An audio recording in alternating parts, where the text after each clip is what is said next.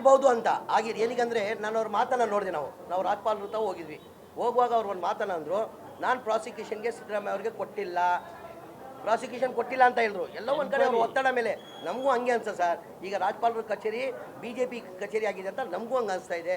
ರಾಜ್ಪಾಲ್ ಬಾಯಿಂದ ಹೇಳಿರೋದು ನಮಗೆಲ್ಲ, ನಾನು ಒಬ್ಬನೇ ಇಲ್ಲ, ಎಲ್ಲ ಶಾಸಕರು ಇದ್ದರು, ಎಲ್ಲ ಸಚಿವರಿದ್ದರು, ಎಲ್ಲ MP ಗಳು ಇದ್ದರು, ಎಲ್ಲರ ಮುಂದೆ ಹೇಳಿರೋದು ಈ ಥರ ನಾನು ಪ್ರಾಸಿಕ್ಯೂಷನ್ ಕೊಟ್ಟಿಲ್ಲ ಅಂತ. ನಮಗೇನು ನೋಪ ಅಂದರೆ ಕೊಟ್ಟಿದ್ದು ತಪ್ಪಿಲ್ಲ ಅಂತ ಹೇಳ್ತಾ ಇಲ್ಲ ನಾವು, ಅದೇ ಪ್ರೊಸೀಜರ್ ಹಾಕ್ಕೊಡಿ ನೀವು.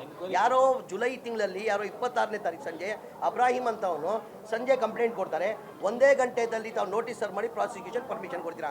ಇದೇ ಕುಮಾರಸ್ವಾಮಿ ಅವ್ರದ್ದು ನವಂಬರಲ್ಲಿ 8 ತಿಂಗಳು ಮುಂಚೆ ಪ್ರಾಸಿಕ್ಯೂಷನ್ಗೆ ಲೋಕಾಯುಕ್ತ ಅವ್ರು ಕೇಳಿರೋದು. ಅದಕ್ಕೆ ಹೇಳ್ತಾ ಇದ್ದೀರಾ ನಾನು ಏನೋ ಒಂದು ಕೇಳಿದ್ದೀನಿ, ಏನಂತ ಹೇಳಿದ್ರು ಅವರು, ಕ್ಲಾರಿಫಿಕೇಷನ್ ಕೇಳಿದ್ದೀನಿ ಅಂತಾರೆ. ಒಬ್ಬ ಲೋಕಾಯುಕ್ತ ಅವ್ನು ಕೊಡೋನಿಗೆ ಕ್ಲಾರಿಫಿಕೇಷನ್ ಕೇಳಿ ನೀವು ಇದು ಮಾಡ್ತಾ ಇದ್ದೀರಾ. ನಮ್ಮ ಯಾರೋ ಪ್ರೈವೇಟ್ ದೂರು ಕೊಟ್ಟು ಇದ್ರಲ್ಲಿ ಸತ್ಯಾಂಶ ಏನು ಇಲ್ಲವೇ ಇಲ್ಲ.